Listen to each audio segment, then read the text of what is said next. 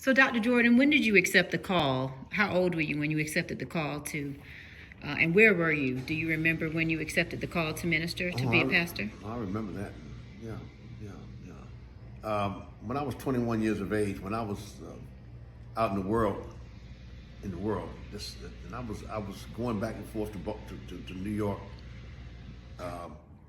buying clothing to sell in Baltimore, and I knew I was supposed, at the age of 21, I knew I was supposed to be a pastor, be a preacher, but I didn't want to do that because I knew that there was no money in that.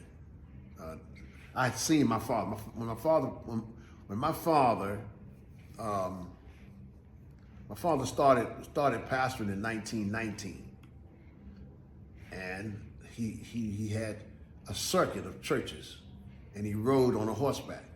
And he said that his pay was a side of bacon and a bushel of meal. I want you to hear that.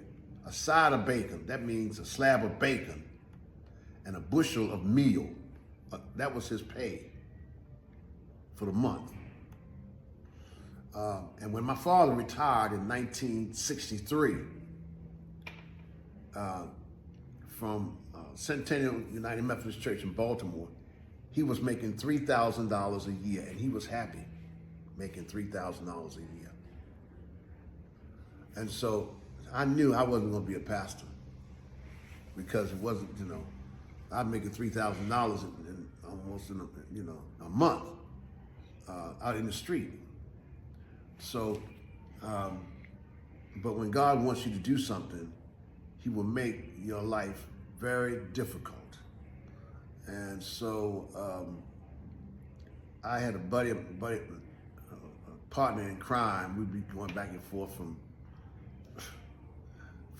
Baltimore to New York, and I'd be jive preaching in the car. We're getting high, and I'm jive preaching while I'm driving this late model Cadillac, digging the scene with the gangster lean, with the big hat and all that sort of thing. And but then 7 years later, I'm married to this lady that I'm my first wife, and I know she married me. I know why she married me. It wasn't for spiritual reasons, but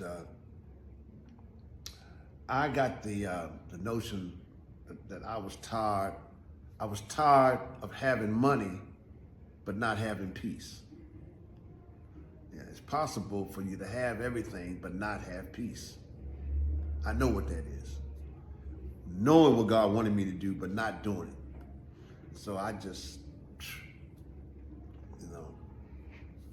I remember I was driving this Coupe de Ville, and that was my heart. And I had it parked out in front of my house,